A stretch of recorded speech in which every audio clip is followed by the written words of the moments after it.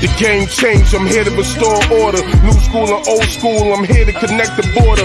Real hip-hop is just trying to bring that feeling back. I'm a fan of the culture, so for real I be missing that. When you had to really rap, when you said you could spit a rap. Trash, you get nothing, if you hot, then you get it dap. Bronx the birthplace of the legendary genre. August 11 is the date, really you should honor. Important date, if you don't know about it, it's a problem. It happens to be the date that hip-hop was started. KRS-One said bring it to the cipher. Coogee rap, taking the war, that was fire. Rakim, I ain't no joke, was on the lineup. Jada and Nate Dogg. No doubt, no doubt. This your boy, the Joker, the Overlooked MC, live here on the Even Rush Network. And we live on 716 Live Radio, right here, man. Back at it in the Underground Lounge once again, in the underground of hip hop. You know, we still celebrate 50 years of hip hop. Don't get it twisted. You know what I mean? We're still celebrating, doing what it do for the culture. And for that being said, we have definitely a lot of love for a DJ that's definitely doing his thing. He's been putting a lot of underground MCs, R&B singers, pop singers, and all that all across the genres on to his platform. Been doing his thing for a while. A legendary DJ in the culture. We're going to learn more about him today. DJ Doru. What's going on with your family? Peace to you, my brother. What it is? Man, you know, yeah, I'm here, man. Blessed, man. And, you know, good to see you on the digital side. Finally get to chop it up with you. We chop it up on comments, joking back and forth. And, you know what I'm saying? And having a good time. And it's good to have you on the platform, brother, man. Let people know a little bit about you, man. Thanks for having me, my brother. Yeah. Definitely let people know a little bit about yourself, a little something about you, you know, where you're from, you know, where you grew up at, and how you get into this wave of DJing, which is one of the elements of hip hop. So real quick, born and raised in New York, by way of Brooklyn and Queens. Lived in Rockaway, raised in Brooklyn. Okay. Started DJing. I'm gonna say I'm probably about 10, 12 years in. Yeah. But I really didn't find the passion for it up until about like 4 or 5 years ago. Yeah. I got my start, matter of fact, being in DC. I was with one of my boys. His roommate used to DJ. And I saw that and I said, yo, I think I could do something with that. A lot of people, I had a whole bunch of CDs on my come up. A lot of people say, yo, you get all these CDs, why don't you do something with it? I didn't know what to do. Yeah. Found my way. Shout out to my brother Graki, who really got me started. And from there, I just took off from there. No doubt. And you've been doing like clubs or house parties. What was the first type of gig that you was tapped in, that was easy to tap into to really get your name out there as a DJ? My first gigs was house parties and stuff. I started, like I tell every DJ, if you want to get your start, you better start out by carrying other DJs' bags and stuff. So I started out carrying laptops and my first gig on my own. I tell people that I didn't consider myself to a DJ until other DJs started calling me DJ. That's fact. So I had to pay dues. My first big gig was between parties. I'm part of MC Club. Shout out to Hood Riders. Yeah. I did a lot of runs with them, and then from there I just started getting noticed. I started running around with DJ Superstar J. Okay. And that's when my name really started picking up traction, and then it just took off from there. Yeah, no doubt. I remember getting in when I fit in, you know, in my DJ days, carrying the crates, the equipment, the speakers, you know, especially if you're having a party somewhere where the elevators broke. Oh man. Oh, you love today's. You love today's. All you need is your laptop and a good set. Yeah. You keep moving, right? Yeah, I remember doing that, man, at 7 flights of stairs. The big old speakers. Those speakers run about 75 to 100 pounds. The bass joint run you about 200 pounds. You had to get like 3 people to carry it or 4 people to can. And then one time we had to carry this bad boy up 3 flights of stairs, but the stairs were so narrow, you all had to have it in the air. So we needed like 5 people to bring that up You know what I'm saying? It was a big party. It was a big after party. Like, I think it was one of them bad boy after parties or something. One of them big artists that was performing at a concert. So it was mandatory to get that up there because there was a bag being made. Understand me? Brother, the day I have to carry them stairs, I'm calling in sick that day. But see, we didn't even know, because usually when I was a carrier or if I was a DJ, I usually checked the venue out before we set up. And at that time, we couldn't because the security had the doors locked the day before, so we didn't really have time to go back to check the venue to see what's going on. So that was definitely a surprise. So we had to definitely. The security guard helped us. I think somebody that we didn't even know that was walking up the street helped us put this boombox joint, for the DJ. I forgot what DJ it was that was DJing I was a lot of DJs back in the day. And we finally got up there, man. And I said, they paid us a good penny. They took care of us and everything. But bringing it down was a little easier. But bringing that halfway up, them three flights of stairs seemed like 10. Like working against gravity, man. Yeah, because it was so narrow, and you had to go up, so you had to go on an angle and have it over your head and turn. So we using muscles we ain't even used in the gym. Yeah, that right there was something serious. That's one of my memories of me being I call it a GJ caddy, caddy shack type of make sure everything was good for the DJ. And then you also too doing that job too is more than just carrying the equipment. You know what I'm saying? When he call out an album, you got to know where the crates is. Right. Pull them up for him and have it ready for him. So all you got to do is grab it. You know what I mean? He want reggae, you got to go to the reggae crate. So that was the move. You know what I'm saying? That was work. Like, people think because I was doing that, I was having a good time, and I was, I was working. I had to pay attention from the BPMs. I had to pay attention what he was playing. I had to know the music catalog too. You know what I mean? If he was playing like a R&B joint, R&B is popping right now, I'm not gonna give him a reggae album. I'm gonna go ahead and try to see, he's playing Mary J. Let me go ahead and give him this, Changing Faces single real quick that blend right with it because I know the BPM. So it was more knowledge behind that. You know what I mean? That's what people don't understand. So when you learned about being a DJ, that's the first thing you learned was the BPMs and how to blend everything, or you just learned on your own? That's the first thing I was taught. Yeah. I was telling, like, shout out to Rels. I just had an interview with him. I was telling him, like, I didn't know what beat matching was per se. I just went off by, okay, it sounds like it goes together.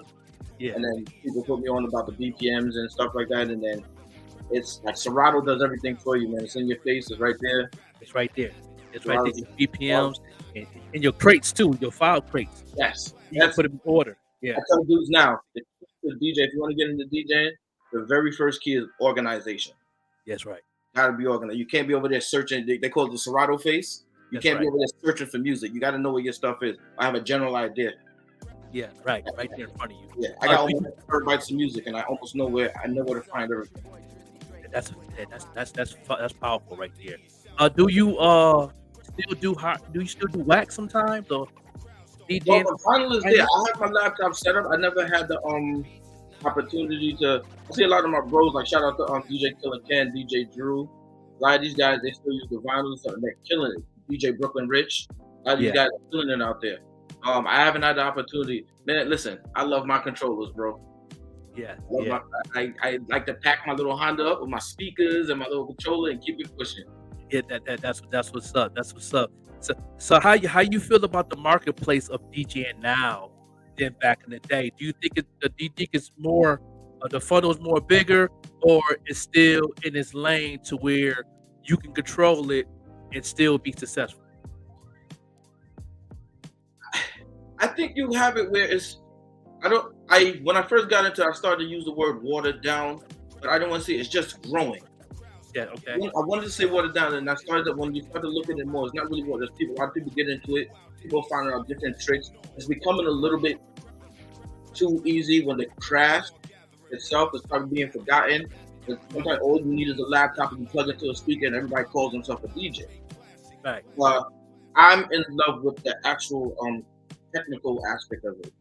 That and the techniques. I tell people when it comes to me like blending and finding the music, I'm great at that. But some of these DJ technicians are incredible. These guys that like on the turntables that you spoke of, those guys are incredible. And the stuff they sit there, they still doing that with the elbow and all that crazy behind the back. Yeah. Definitely an art form behind it, man. I used to see the DJs do their thing. I remember when they first did the DJ Battle MTV, when DJ Scratch and Jazzy Jeff and all the big DJs would come together before they did the worldwide DJ. I think that was the birth of doing the DC or what they call the worldwide DJ competition. And I remember watching that on MTV. I don't know a lot of people remember that. This is 50 years of hip hop. I bring it to the forefront. I talked to a lot of the people and they don't remember that, but some of the OGs do. Do you remember the battle they had, DJ battle they had on MTV back in the day? When Jazzy Jeff won the whole thing. Of course he did. Yeah. It was Jazzy Jeff and DJ Scratch in the final. Like, I'm a hater because Jazzy Jeff, he gets to touch all the latest equipment before it even comes out.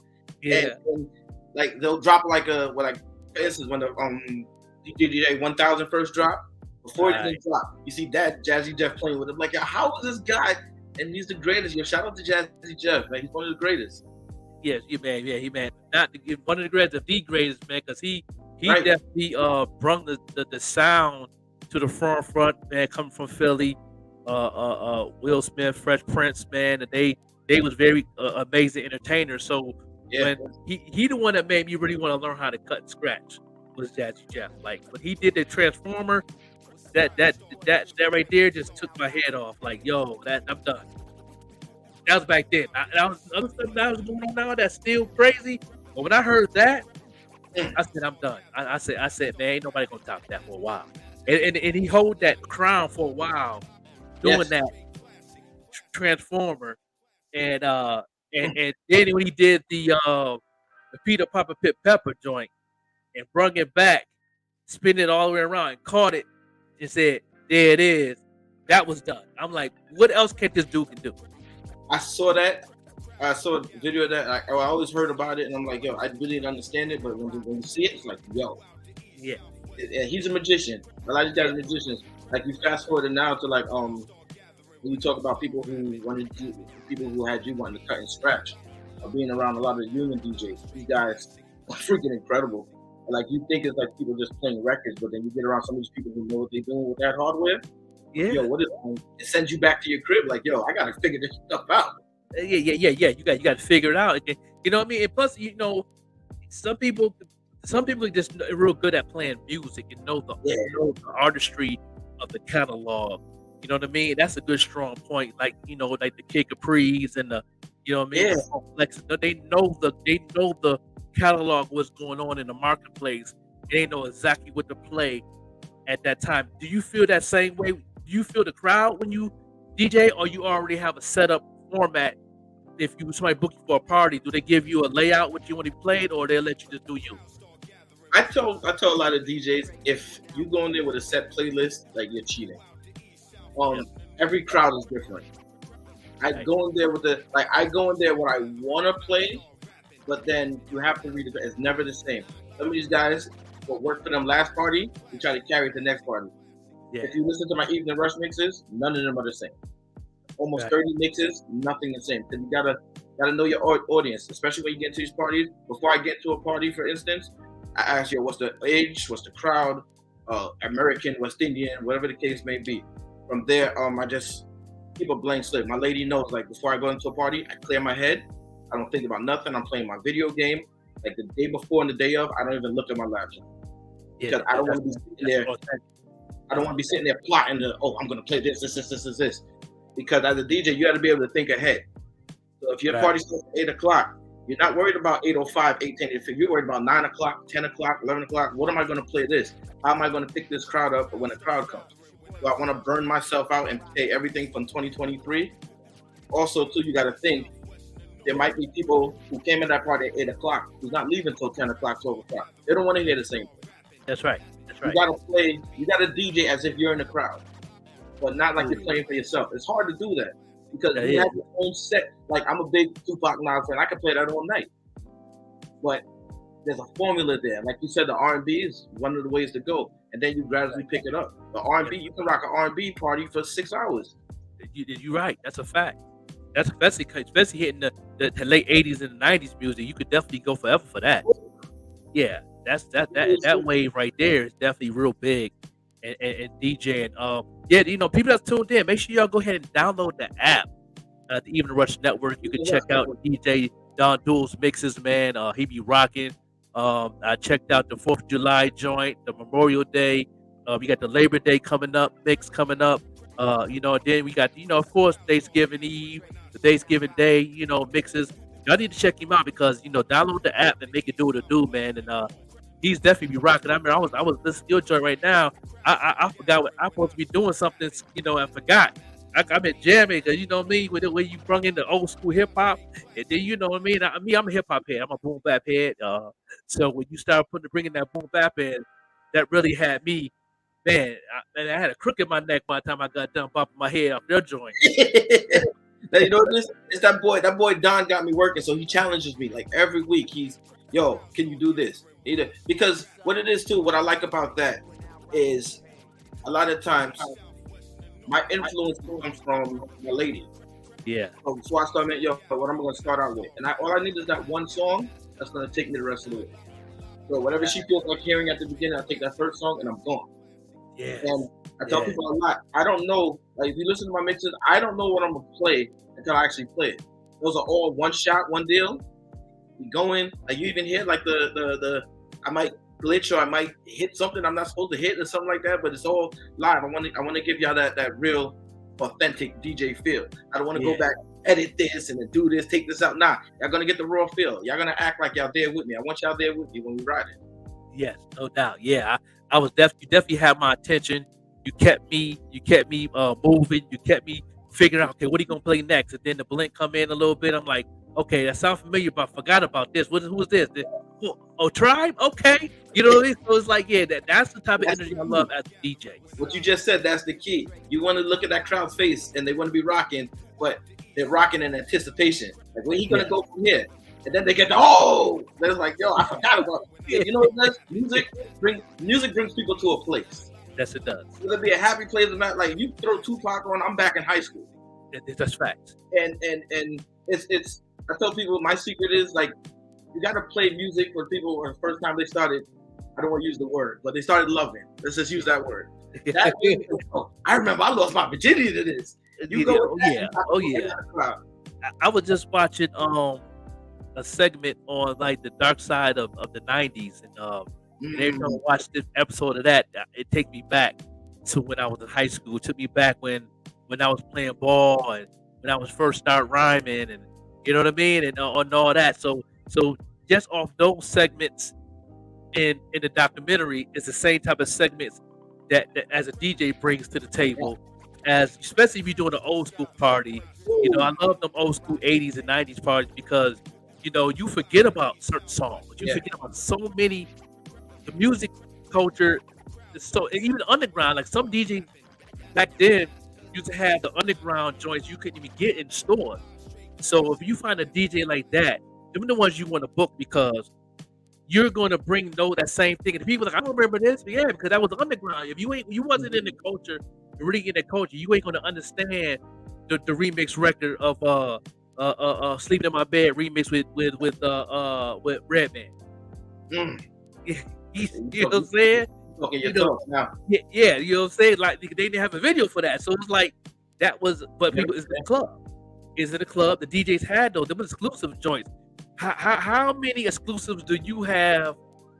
You might not can count them, but that name a couple of joints that nobody ever heard before that you have that's exclusives that you can't even get in stores, can't even get on the internet.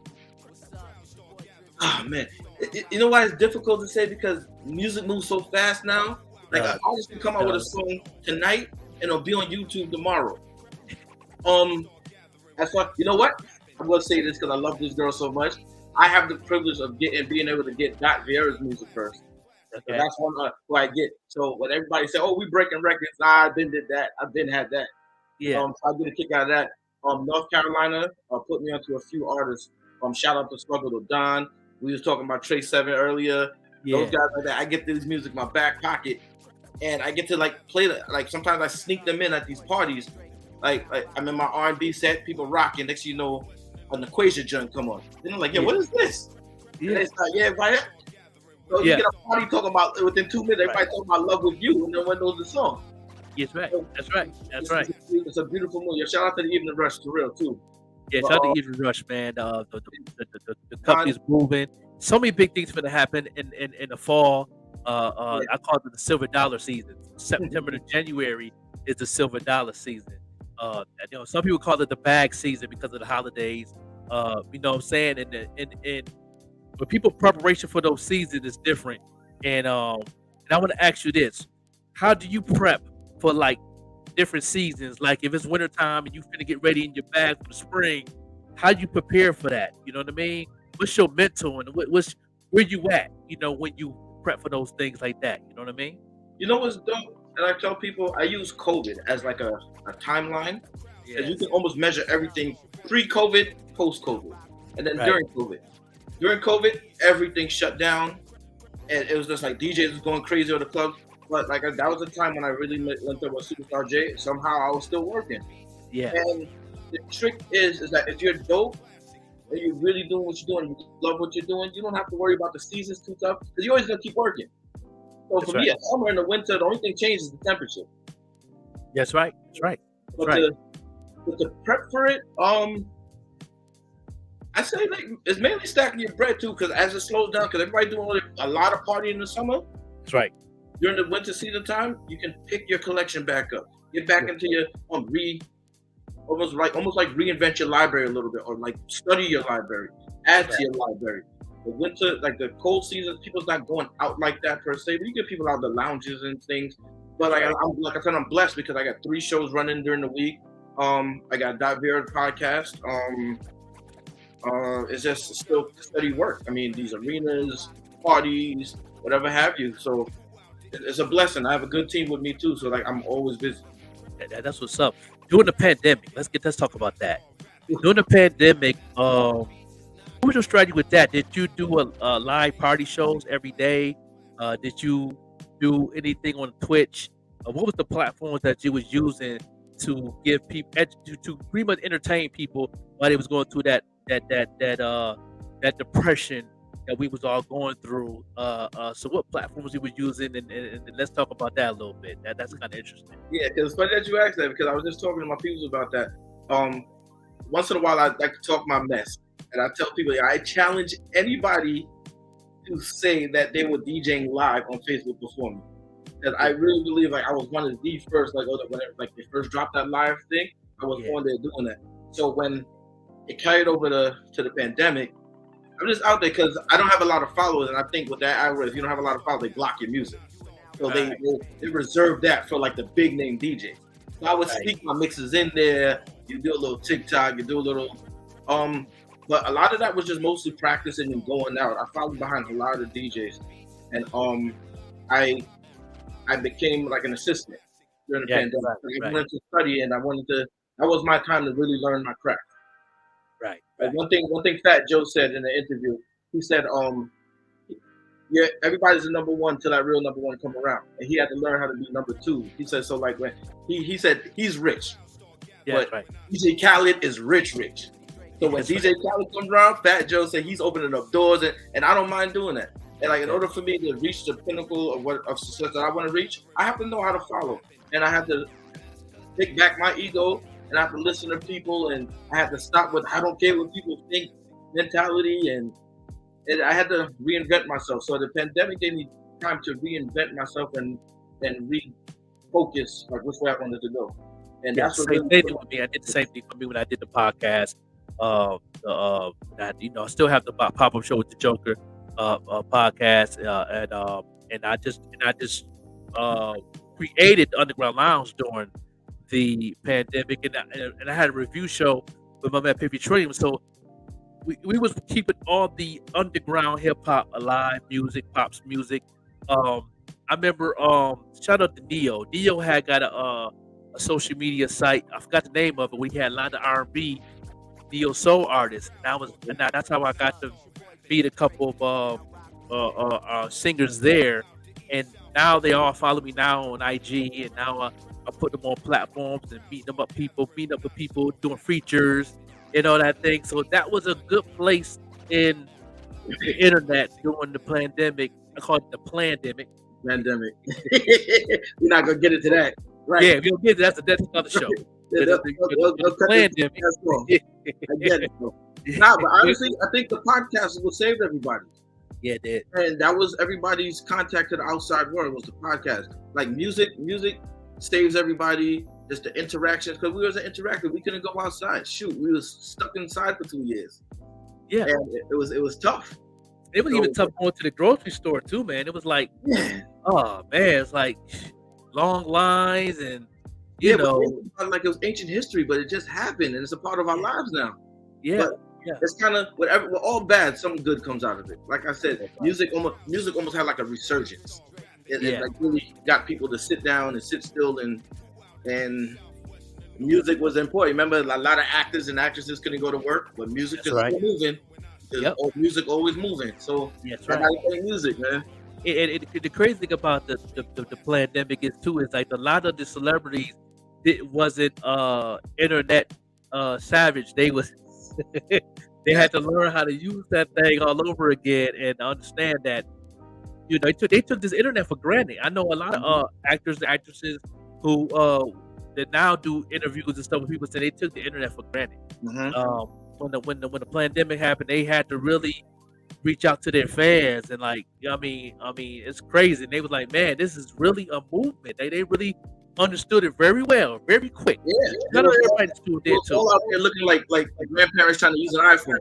You're right. Yeah. It's like they had to really do something to keep the bag rolling, and a lot of people was doing a lot of game shows online and doing all types of events on there. So they had to really put together something to use it, and they really took it for granted. And even Jimmy Fallon even said that he talked to a lot of them on his show, and they was like, y'all people on the internet, if it wasn't for y'all internet and the fans of the internet, we would be nothing. I didn't, we didn't look at it that way because we was too busy working, too busy going to meetings and rehearsals and stuff like that. So you don't really have time to really get into the internet. The only thing they did was pretty much check their website now and then. They had an assistant to do their emails, so they didn't really know what to do with social media, And then now that happened. Now the marketplace is on a different wave now, and people need to take advantage of that, especially us as artists, DJs, podcasts. We have a clothing line, an online store. It make you a rack a week, I'm just saying. So there's no excuses. How you feel about the marketplace of people getting these jobs on these internet, and do you think people still take it for granted? Like up and coming people that really want to make a bag, they don't understand the hard work. Do you feel that it's still people don't take it serious and don't realize that you can really make a living doing this online? Actually, I think it's the adverse of that. I think everybody's trying to figure out how to make money off the internet. Yeah, because it's like the young boys cornered the market, and you see, like let's go back to Soulja Boy when this guy made $1 million just off of putting his music on the internet. That's right. So we go back to that. People are like, yo, I need that formula. So these young boys started making their own videos. They're not going. Everybody's an independent artist.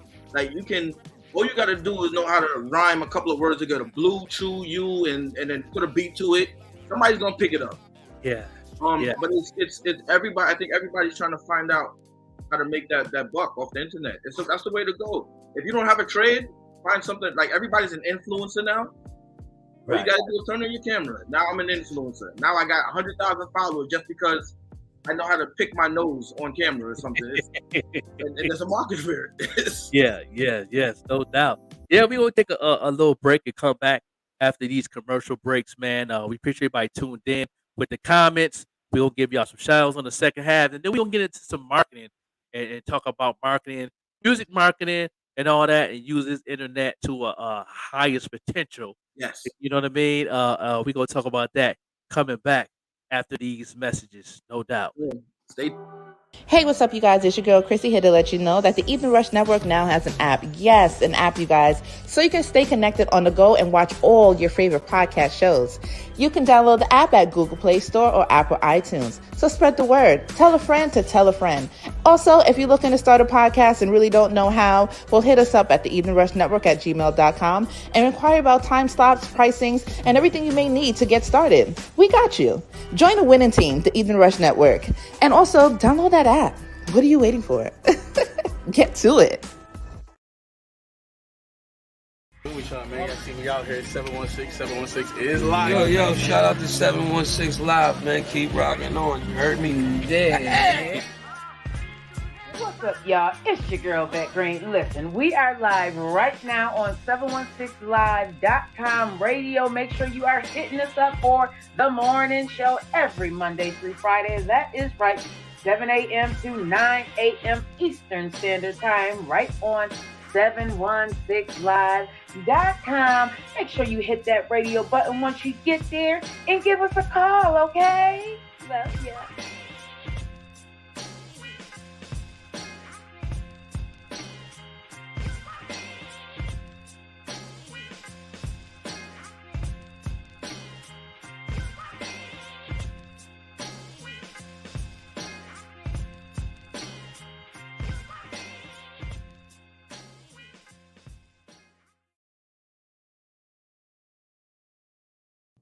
If I'm an artist watching our show, how does one person figure out who their fan base is and then market to them effectively? I think in order to market, you have to understand, number one, you must know the definition of the word. 2, you must know how to use that word in a sentence. And 3, well, I'm going to market could mean that I'm going to the grocery store. This guy. What does the term market mean? What is the stock market? What does market mean? Does market not mean to make money? So in order for me to make money, I have to be specific. Hence, what does the definition of marketing? Can you use it in a sentence? If you can use it in a sentence and you understand the meaning of it, then you understand the context of it. So in order for you to market, that would have to be specific. You cannot be specific if you don't have access to your information. Episode 1, cheat code 1. I don't care who you are, what team you have. If you cannot open the hood and look underneath and know what you are looking at, you don't know if your car can win the race. You hope it will win the race. You believe that if you get enough stickers on the outside of the car, it'll win the race. You believe that if you have the same gas as Dale Earnhardt and Ricky Bobby and the rest of these guys, that you will win the race. That's what you believe. Do you understand what marketing is? And that's what separates 99.9% of the people from the ones that aren't. If anybody can do marketing, there wouldn't be need for marketing agencies. There are people that are masters at marketing. You have people like Ogilvy, who was considered to be the godfather of marketing, the guy who took the Volkswagen Bug and made it a symbol of American freedom. I want you to think about that. This is a man who given the world some of the greatest marketing concepts. One of them is the only product that sells is the one that's advertised. How do you advertise if you don't know who you're advertising to? So to not to correct you, but to put that comment on the right path, promotions is, hey, I'm over here. And marketing is, hey, you in the black hat, I know what you like. I got what you want. And in order for me to be able to do that, I have to have the information. So that's why I say it takes about 6 records to get your mapping right. That's why she says it takes about 18 months of consistent releases. Figure out a way that you can hang, where you can hang your hat, but you're going to have to hang your hat, whether it's a song a week, a song every 2 weeks, a song every 3 weeks. You know that it takes at least 4 staff of at least 5 people. That's at least 20 people all working independently to help one person achieve one goal. All of that requires information. None of those people wake up in the morning, come to the office, and do what they think has to get done. Yeah, no, that's your boy, the Joker, the Overlook MC. We back with the legendary DJ Doru in the building. What's going on, family? We're in the second half of the conversation. Second half. Yeah, second half, you know, hit halftime. That was my mentors right there. I was about to ask you who that was. Wendy Day. Yeah, my mentors, man. They teach me the marketing game. I've been doing this marketing thing for a long time. Marketing expert, marketing coach, and marketing manager in the music industry. So anybody that's looking for that, please hit me up, and I'll definitely make it to do what it do. Let's get into that, man. That man said part of marketing is to know what the name is. You know what it means. Yeah, understand what it is. The difference between marketing and promotion. You know, do you have an issue with that when people trying to say they promoing and and you know, do you let them know like, you know, you marketing? You know, I'm just getting into the game. I was the promo guy. Everything was promo, IG, everything free promo. You a DJ, of course. That's your way. Wasn't until Don said, "Yo, we got to start marketing." I said, "Man, I don't know nothing about no damn marketing." I said, "You know what marketing is?" He said, "Yeah." I said, "Okay, so you do it. I'm going to do this." Like, I'm just learning that. I'm just learning the fact that I'm good. Now you want me to market, but he told me that he talked to you about it, and I said, "All right, that's something to talk about." I watched a few. Which podcast was it? Don't give me the line. It was when you probably started talking about marketing, that I had to go to work. So, but I was really indulgent. Sometimes when my brain is over this, the information goes in there and then it slips out. It was very informative, though. Yeah, it's definitely a piece of something that people get confused at, especially in the music industry. I think when it comes to like retail, and warehouse work and that nature, they have a better understanding on marketing. But when it comes to music, everybody say promo because that's what the labels do. Okay. The record labels always do promo. Promo back in the back in the day means radio. That's the only thing promo means, radio. So you a DJ, of course, you're gonna know promo because the fact is you in that lane of you know what I'm saying. So I understand why would you know marketing, because you really you don't have to, but you're on the internet now, so you pretty much have to. But before the internet, you didn't really, it didn't matter to you on the market because you was the bait for every music artist to get their music played, which is promotion, would be played on the radio. That's all that means. That was the old definition. The new definition of promotion is posting. So anytime somebody posts something on social media, you're promoting. You know what I mean? You're just promoting. You know what I mean? And what promotion means is so if you say you put a post up, DJ Don, and you put a post up about you DJing on Friday.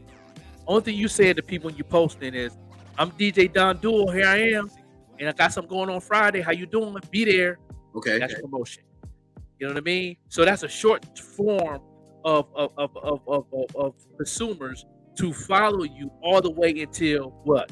Friday, because that's where the event's going to be. And if it's going to be on the internet, there's going to be at a venue, whatever it may be, that's a short form following from your consumers. Okay. But in this new age, you want long form consumers to follow you. That's the marketing part of it. The marketing part of it is doing ads. When you're doing an ad, you're reaching people that's not even following you. Mm-hmm. That loves DJing, that loves music, that loves trap music, drill music, R&B, whatever it may be that you're playing. And the consumer is going to start what? Following you off of the strength of them not following you and seeing that ad. True story. So you just reaching some people, you reaching people that's not even knowing who you was, not even in your market space, but now they're in your market space because they see the ad pop up on their feed saying DJ Don Duel doing a mix show on Labor Day. Okay. Yeah, you know what I'm saying? Now that's the key. That's the key I tell people all the time as an artist. Your goal is not just to get a follower, get a like. You know what I mean? Your goal is to get people that's not even following you come on your, even if they're not following you, you can surprise how many people share your content, don't even follow you. Right. That's also a form of marketing. They're sharing it on their page because they love what you're doing and they want to see more people. I know somebody that like this. Let me share this on my page. I might not follow you, but I'm going to share because I know about 10 people that love what you're doing. You know what I mean? So because you got a follower, don't mean you have a fan. You know what I'm saying? I have a segment on that. Difference between fans and followers. You know what I mean? Your goal is to change every follower or that's following you to a fan. So when that comes, when you get a fan, then the ones hitting you up on your inbox, sliding in the DM.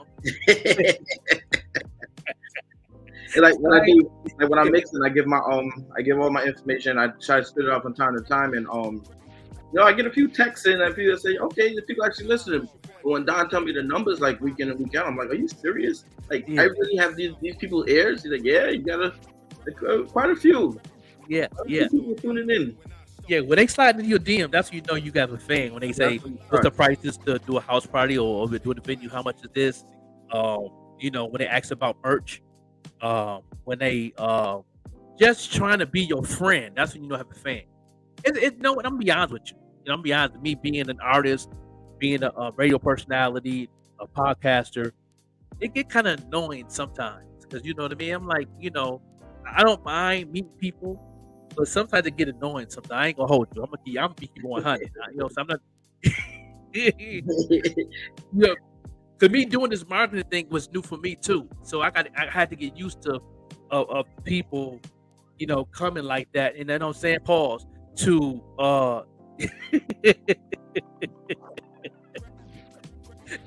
to definitely see what I got going on. You know what I mean? I had to put a pause on that one. That didn't sound right.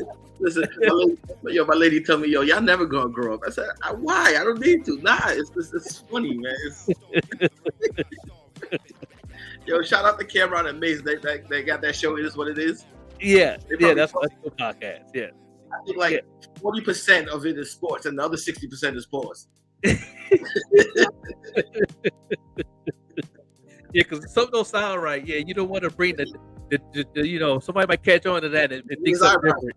That becomes a viral clip. It becomes a viral clip. Nah. Yeah, they will grab. Because people grab these things and use it against you. Edit it. Think you said something else before you know you got a case. You have a sexual harassment case. You heard what Joker said last week. Yeah. I didn't say that, man. Yeah, you gotta watch what you say in this day and age, man. Yeah, I had to throw the pause in on that one, man. But yeah, that's pretty much what marketing is, man. And this part of the segment of the conversation is any questions you have on marketing that you want to know about, that you interested in, that you never got an answer to. This is the time for you to answer. Ask me any questions you want on marketing, on how to do whatever, and I will definitely answer it. For the free 99, everybody's tuned in. You know what I mean? For the free 99. What was cool is before I even asked, you already answered it. I was gonna actually explain to me and to like everybody else who's watching the main difference between marketing and promotion. Yeah. And is marketing marketing necessarily a monetary thing? That's something you have to put money into? Yeah, it's an investment. You definitely got to put into it. But there's ways you can market without money, and I'm gonna talk about that in a minute. But my main slogan on marketing is, I call them M&Ms. Marketing brings money. You know what I mean? If you really want to take care of your family, if you really want to stop punching in the clock, if you really want to really get that real bag, you got to do marketing at least 90% of the year, and understand the marketplaces you're going to market to. My best example that I bring to the table is if I'm a baker and I own a bakery, you know what I mean? And I want to do an ad. I want to reach the people that love bakery things. You know what I mean? Me loving cakes and cookies. I hate candy, but I love cakes and cookies. You know what I mean? I have my favorites. So you want to hit those keywords in your ad. In your ad is a place called audience or entrance. Depends where you want to do an ad at. Because I know you can do an ad you do a YouTube ad, it's going to say audience. If you do an IG ad, it's going to say interest. You know what I mean? I believe on Twitter it's called interest also. Interest / audience. So what you're doing is you reach the keywords of people that love bakery. So I'm gonna put cupcakes. I'm gonna put cookies. I'm gonna put wedding cakes. You know what I mean? I might put the ingredients under that thing. I might put cinnamon, nutmeg in there, flour, eggs. You know what I mean? I'm put all those little keywords on top of the keywords. You got the heavy keywords and you got the small keywords that represents that big keyword to help that audience, help that ad reach those people that love cookie, cake, baking, recipes. You know what I mean? That nature. So when you're doing that ad, you're gonna reach people just for that. You're not gonna reach a person that like Nike sneakers. Right. You know what I mean? You know, it's so happy that my person might like Nike sneakers, but you want people, you know, he might love cookies and cakes too. So You know what I mean? That's the way. About targeting. That's right. Target marketing is the key on this internet, and that's the thing that people didn't understand during the pandemic. I'm gonna say that, because they didn't understand their marketplace. That's why a lot of artists, you'd be surprised how many artists have failed during the pandemic because they didn't know their marketplace. But the people that did know their marketplace were successful. It was getting a million streams on Spotify. Right. They was getting the 50K video streams a day on their music video because they knew their marketplace, they knew where their audience was. So when artists come to me like, how is this artist? It's a whack song, but how this artist doing this, that, and the third? Does he know his marketplace? Yeah. Nobody want to break bread into the marketplace. I was a marketing teacher then. You know what I mean? And that back then, that was only charging $20 a class.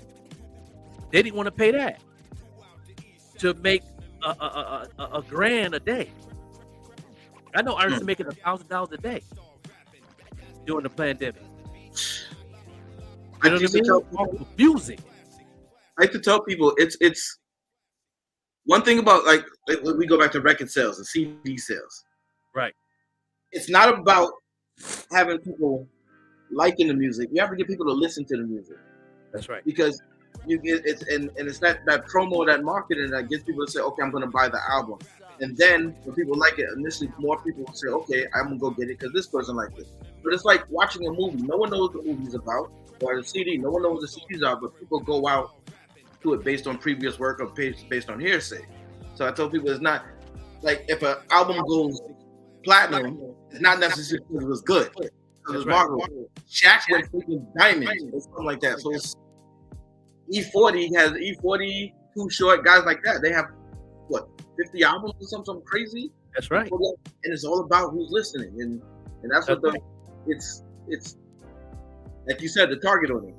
Yeah, once you target it, the best genius thing I've ever seen or heard in the marketplace ever was Lil Wayne doing the mixtape game. How he knew that the mixtape game, you had to stay up on top of it. He knew that he had to keep doing it because it was so many mixtapes coming out a week. So what did Lil Wayne do? He came out with 7 to 8 mixtapes a week. He flooded the game to oversaturate the marketplace to where everywhere you turned around, you heard, you seen the artwork of Lil Wayne. The brand was official. He made that brand stamp into the database of the algorithm at that time on the internet. And it worked so well. Perfect. You know what I mean? And then you had people like the 50 Cent G-Unit doing it. Then you seen Dipset doing it. Then you seen D-Block doing it. Then you seen, you know what I mean? Even Jay had a little small run at the time. Then T.I. was doing it. And you know what I mean? You know, you seen the Bum B's and the UGKs was doing it. So they was following suit. Mike Jones, Jones had a little run for a while. So they knew the marketplace. That's where you had to be at to get known as an artist in your brand and to really get. And they knew that marketplace. So people didn't understand it was more than just a hot mixtape. It's the artwork that made it sell, and also how you presented it to the consumer. Right, exactly. If you see something that looks good, you know what I mean. You're gonna assume as a consumer that it must sound good, and that's the thing that a lot of hip hop artists were doing in the 2000s because they had some people had some crappy artwork as covers. And I'm like, but it'd be good music on there. If I didn't know it was, if I didn't listen to it, and I didn't know you and listen to it, I didn't know it was gonna be hot. I was like, yo, but your cover, dog. That's why nobody listens, because your cover, you got a black and white cover with a basic font saying your name. That's not giving them a visual of who you are. It's funny that you say that, because as you say that, I realize, presentation is everything, man. You go into a CD store, you may not know the artist, but you say, hey, look at this cover work. This looks crazy. Yeah. Shoot, I don't know if it's a movie. I don't know if it's a music. I don't know if it's a DJ mix joint. I don't know if it's a documentary. I don't know if it's a mixtape magazine, DVD magazine. I don't know what it is. I'm not really. I don't want to take the chance, put that in my DVD and CD player, not knowing exactly what's in it, because I just seen 3 Lil Wayne mixtapes pop up on my feeds that I might want to download. Like, I don't got time for that. Shout out to Shone. Shout out to the Don on the check-in. Yeah. The big boss in the building. Yeah, no doubt. Yeah, without the DJ, artists can't make it. That's a fact. That's why I like to have DJs on my new season, mostly DJs, because you guys put us artists like myself in the forefront of the art, and that's why I like me being a marketer. I make sure that my visual will make you want to listen. Anytime you follow me on IG, my content always been popping, and I've learned that through my marketing coaches. Like, everything visual, it pops, and that's the lack of a lot of artists right now.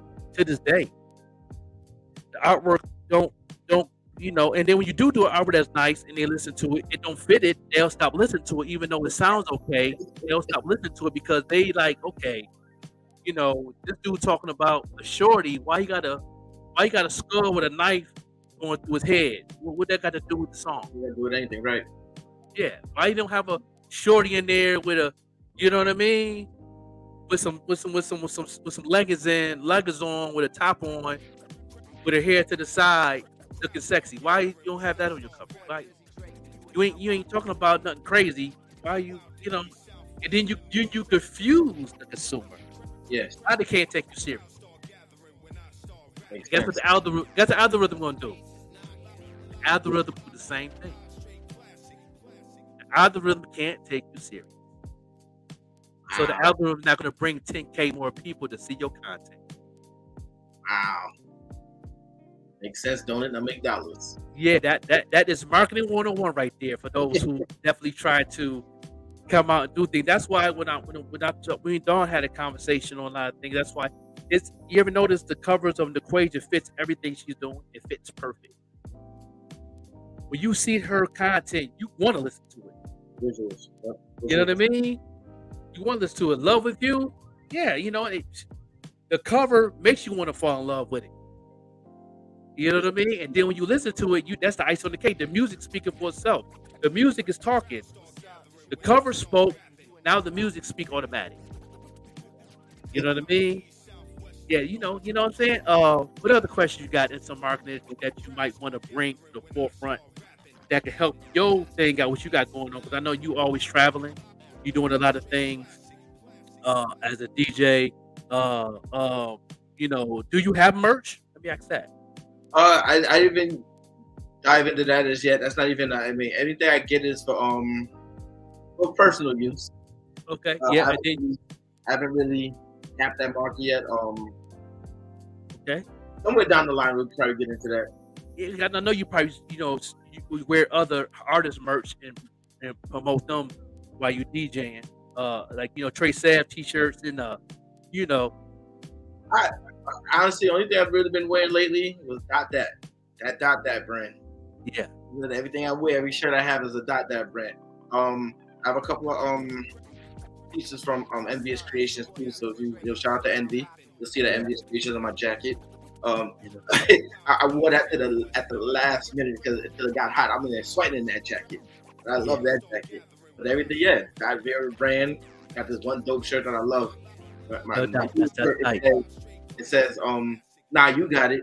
That's to tell people, "Nah, I'm not arguing with y'all no more. Nah, you got it." This is that down there. My lady, that brand ambassador. Shout out to Lady Mayhem. Let me shout out to all the people that do got merch. You know what it is? I'm wearing that, and I'm wearing nothing but Fleet stuff. Shout out to DJ Fleet, the Fleet DJ. Yeah, shout out to the Fleet DJs, man. Make sure y'all go ahead and get the app, man. Download the app. The Fleet DJs doing their thing. Please do that. They off the chain. You will not be disappointed. Fleet, what up? Yeah, Band Fam in the building. What's going on with you? Devonair in the building. Legendary hip hop group out of Buffalo. Divine and Devonair icons out of Buffalo. Salute to you, brother. You know what I mean? You always support what's going on. 716 Live Radio. We live on 716 Live Radio. We on our Heart Radio. We on J45. We on all across the board. Shout out to Pittsburgh. Got me on the waves. All the marketplaces of Pittsburgh right now for free. They really love what's going on my end. I'm involved in a lot of things. I'm a part of a family of a lot of things when it comes to this media and music. And I also have DJ Doru in the building and all that. And I'm gonna let all the artists know and all the people that have merch in the clothing line. Don't be afraid to give for free to DJ some merch, because you know that can help you get another 10 grand in your pocket. You know what I mean? Especially somebody like DJ Doru, because he travels and a lot of people see him all over the place, and he does his thing. And definitely find a DJ that's traveling, doing what they're doing, and give them a T-shirt, a hat, a jacket. You know what I mean? Something that can really help your market get out there. Because let me tell you something. The story with Fubu, I can't wait to the movie drop. They have a movie coming out in January on BET Plus on the story of Fubu, and you see how they moved to bring Fubu out. They gave a lot of free stuff out. You know what I mean? And to people like DJs and all that. So make it do what it do. Any other statements or questions you have about marketing that will help your situation and the listeners real quick?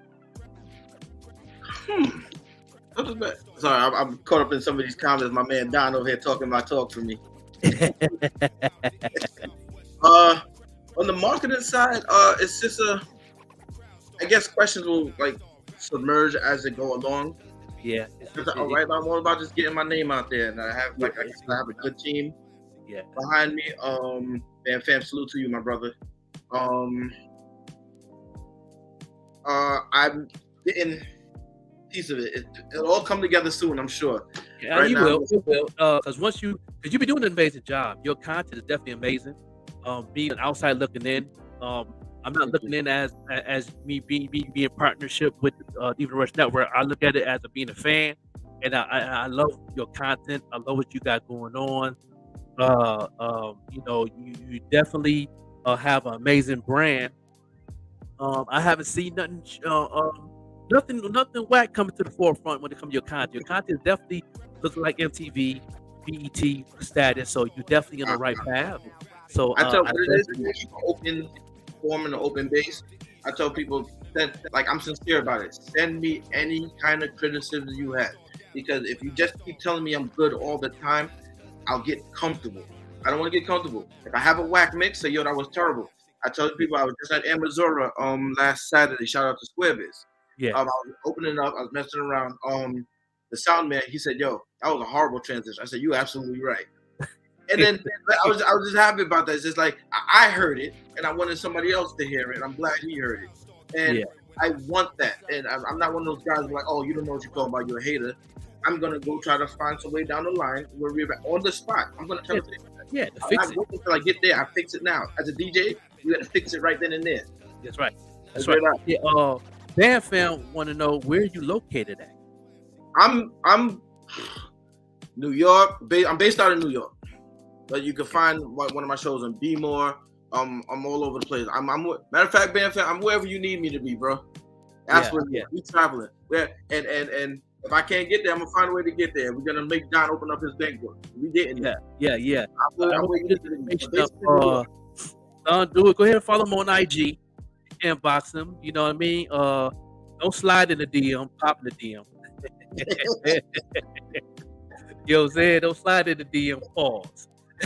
You're gonna be full about this shit, Joe. And go follow him, man, and see what he got going on. He definitely will. You'll enjoy the information you need. I have a mix for everyone.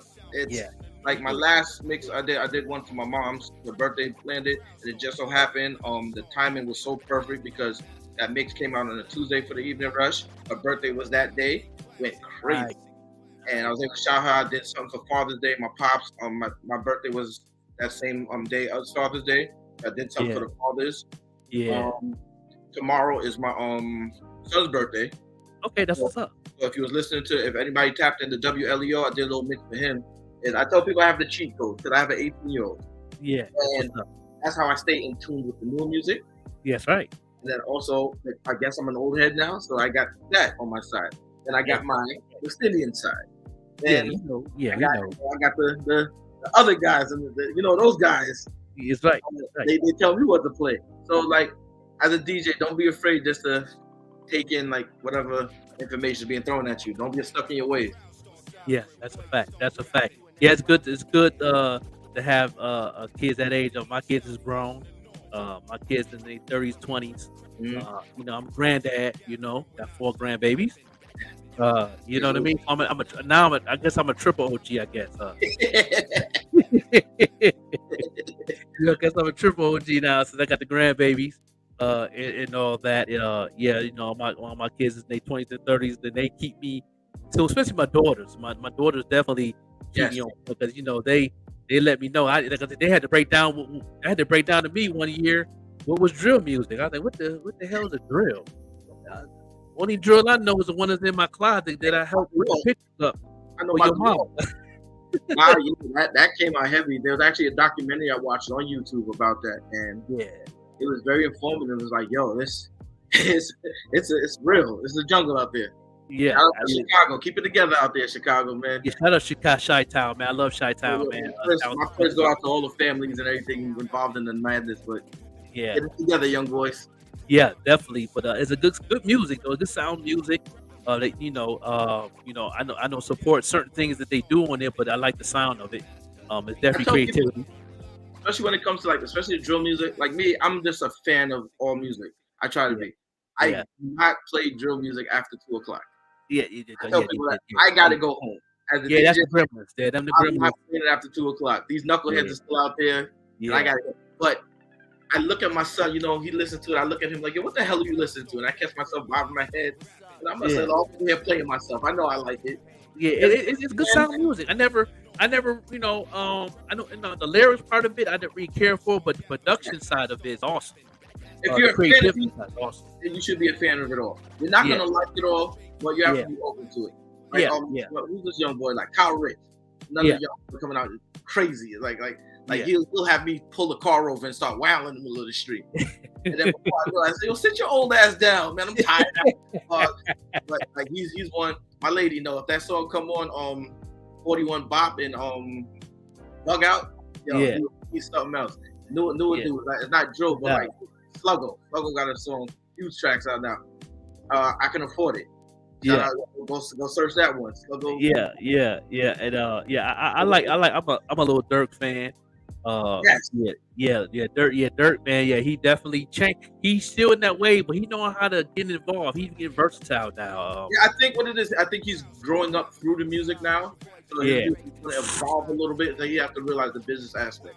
I know he's I had a little rumor at a source saying he did a song with one of my fellows from Buffalo, Benny the Butcher's new album coming out of Def Jam, and he got a feature with so I think I would like to hear that. I like the song he did with my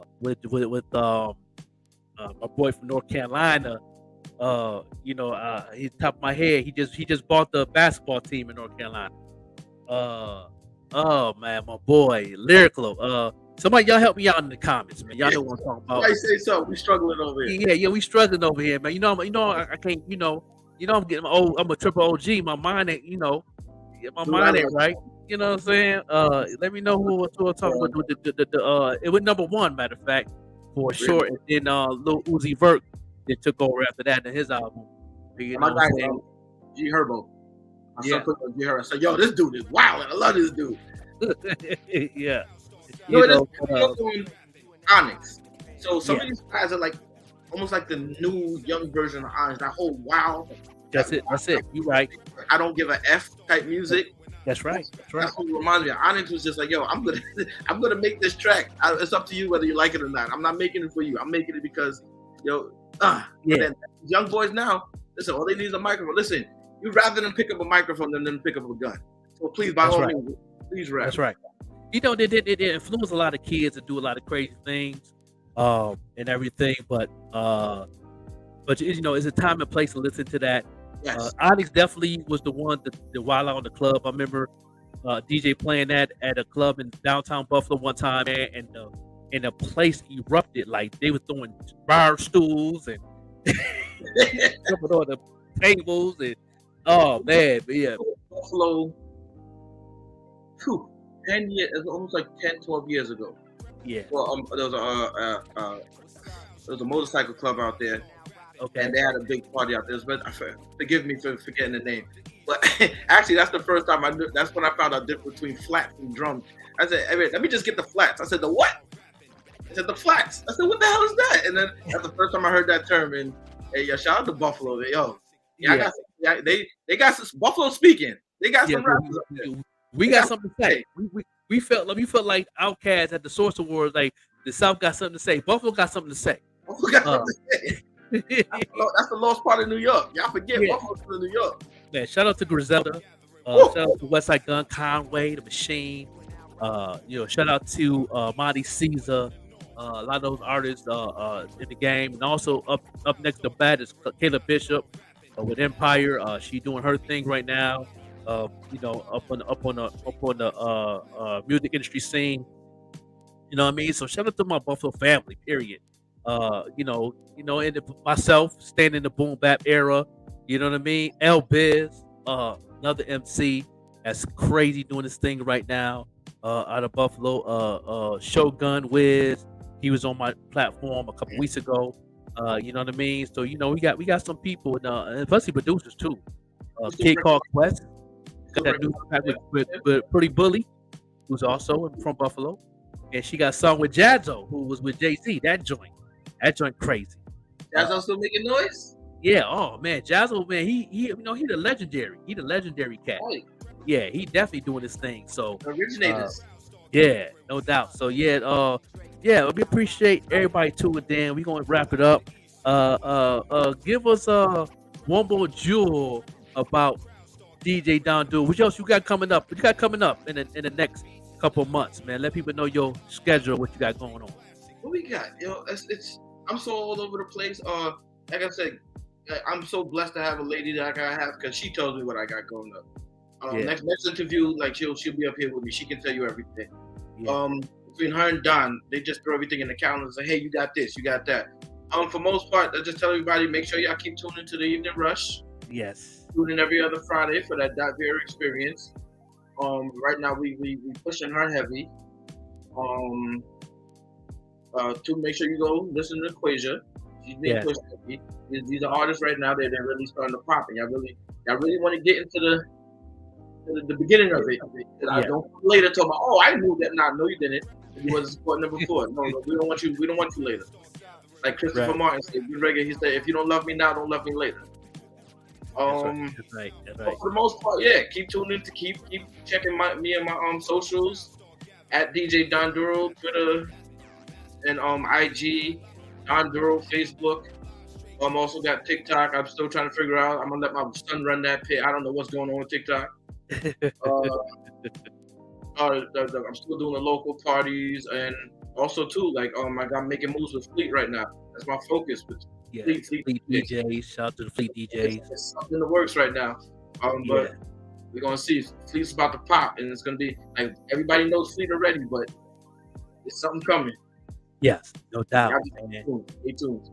Man, I appreciate you being on the platform with your boy, the Jumping Overlook MC, right here on the Evening Rush Network on the Underground Lounge, man. Like I've been checking you out. We've been chopping it up off and on the comments on certain things, but it's good to have you on the platform. Thank you. Finally, to meet you on the digital side. Finally. We're gonna meet up in the flesh. God's willing, but I gotta pass through there sooner or later. I got my little guy over there in Ohio, so I gotta stop in on you sooner or later. Yeah, we right here. I'm right here in Pittsburgh, man. You know what I mean? And before we go, man, what football team you represent? I fell out of love with football, but I'm a 49ers fan. I've been a 49ers fan. They looking good. They looking good. Yeah, they definitely did. And whatever team my son gets drafted to, I'm speaking it into existence now. Yeah, no doubt. He need to come to Buffalo with us then to get I look out for Control White. That boy locking everything down out there. You can't throw a ball his way. Yeah, no doubt. Yeah. The Bigelow, you know, we got the single dropping that's doing good right now with Stevie Johnson. You know what I mean? And Kulu, that's #1 on the Spotify right now. Been there on the Spotify for a week at 3K streams right now. So you know what I mean? So shout out to that jump off, and I'm gonna go continue to do what to do. And shout out to everybody that's tuned in too, man. Shout out to everybody that's tuned in. They got a Cowboy Nation. You know what?